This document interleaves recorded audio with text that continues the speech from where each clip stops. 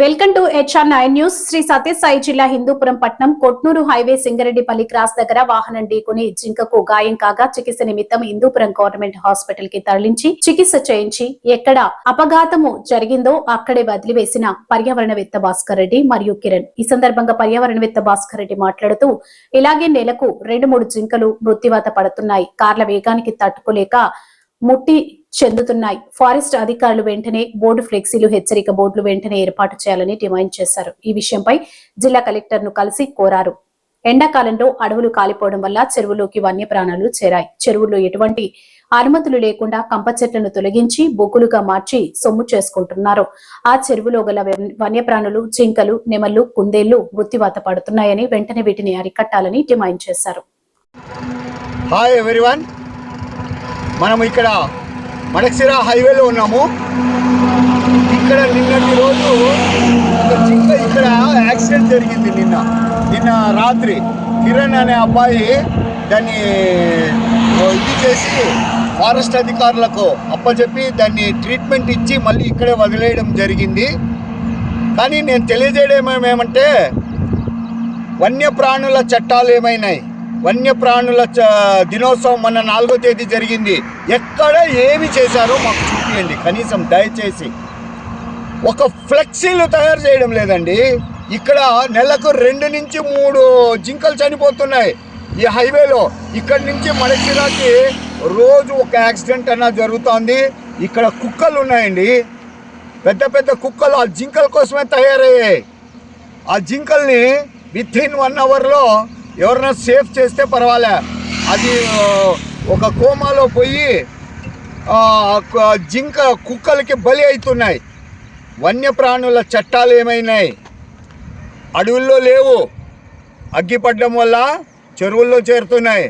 ఆ చెరువులు కూడా బొగ్గులు మార్చేస్తున్నారు కొంతమంది మాఫియా, బొగ్గుల మాఫియా. ఎక్కడ చూసినా బొగ్గులు కాలుస్తున్నారు. నెమళ్ళు చెరువు కట్టల మీద కంపలు కొట్టి అమ్ముకుంటున్నారు. రెవెన్యూ ల్యాండ్లో ఎవరు ఇచ్చారండి అనుమతులు? ప్రతిదీ నెమళ్ళు అయితేవి, జింకలు అయితేవి, కుందేళ్ళు. ఆ జింకలను ఎత్తుకొని చిరుతలు వస్తున్నాయి. ఎక్కడికి పోతాయి? దానికి ఫుడ్ అవసరమే కదా.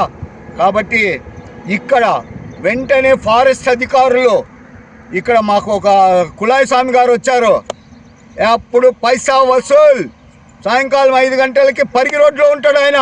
ఎన్ని బండ్లు వస్తాయని లెక్కలు తెలుసుకోవడానికి. ఎస్, ఓకే, ఉండని. ఇక్కడ ఫ్లెక్సీలు చేయడానికి ఏమండి?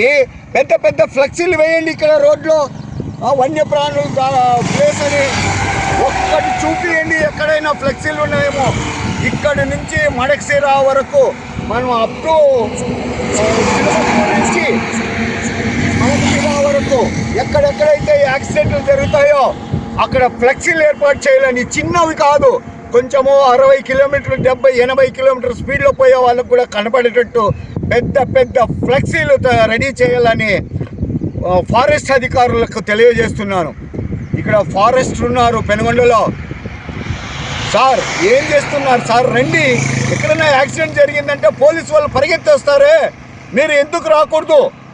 నిన్న రాహుల్ ఇక్కడ FBO గారు నిన్న వచ్చి దానికి ట్రీట్మెంట్ ఇచ్చి దాన్ని మరీ ఇక్కడ వదిలేసినందుకు రాహుల్ గారికి ప్రత్యేక ధన్యవాదాలు తెలుపుతున్నాను. అలాగే ప్రతి ఒక్క ఫారెస్ట్ అధికారి వెంటనే దానికి ట్రీట్మెంట్ ఇప్పించి మన ఒక నెమలి ఎట్లా జరిగింది అలాంటివి ఎన్నో జరుగుతుంటాయి. That is common. కాబట్టి దాన్ని రక్షించడమే ప్రతి ఒక్కరి కర్తవ్యం. మన కార్తీక్, కిరణ్ చేసినట్టు ప్రతి ఒక్కరూ దాన్ని వెంటనే రాలేరు కదా. ఫారెస్ట్ అధికారులు కూడా వాళ్ళకి అప్పచెప్పండి. ప్రతి ఒక్క మనిషి కర్తవ్యం. ఇప్పుడు యాక్సిడెంట్ జరిగితే ముందు భయపడి పరిగెత్తిపోతాండ్రి. ఇప్పుడు అలా జరగకుండా వాళ్ళకు పారితోషికం కూడా, వాళ్ళ డబ్బులు ఇవ్వడము, వాళ్ళకి సర్టిఫికెట్లు ఇవ్వడం గవర్నమెంట్ చేస్తుంది. అలాగే ఫారెస్ట్లో కూడా ఇట్లా యాక్ట్స్ వస్తే బాగుంటాయి. మన FRO గారికి కూడా నేను లాస్ట్ టైం ఒకసారి లెటర్ పెట్టాను గవర్నమెంట్కి. ఒక చిరుత కరెంట్లో ఉరి వేసుకొని చనిపోతే ఇంతవరకు దాని మీద ఇంతవరకు యాక్షన్ లేదు. ఎందుకు తీసుకోరండి? ఏమన్నా లెటర్స్ పెడితే ఒక్క యాక్షన్ ఉండదు. ఇప్పుడు ఇక్కడ ఫారెస్ట్ ఇక్కడికి 2 కిలోమీటర్లో తిరుగుతున్నాడు ఆవిడ ఇటుకలు బట్టి వసూల్. ఫారెస్ట్ గారు ఏం చేస్తున్నారు స్వామి? ఇవి చూడండి, హైవే మీద తిరగండి, సాయంకాలం బోర్డులు రెడీ చేయండి, వన్యప్రాణాలు తిరుగుతున్నాయి స్లోగా పోండి అని. స్పీడ్ బ్రేకర్లు అయితే హైవేలో వేయలేం, పెద్ద పెద్ద ఫ్లెక్సీలు తయారు చేయండి. ఆ జింకలు చనిపోతున్నాయి, జింకలు తిరిగే ఏరియా అని చెప్పేసి వేస్తే ఇమ్మీడియట్గా చేస్తారని ఎఫ్ఆర్ఓ గారికి, ఫారెస్ట్ అది డిఎఫ్ఓ గారు చాలా కష్టపడి బాగా చేస్తుంటారు. దీని మీద కూడా శ్రద్ధ చూపించాలని డిఎఫ్ఓ గారిని కూడా సవినయంగా కోరుచున్నాను. జై హింద్.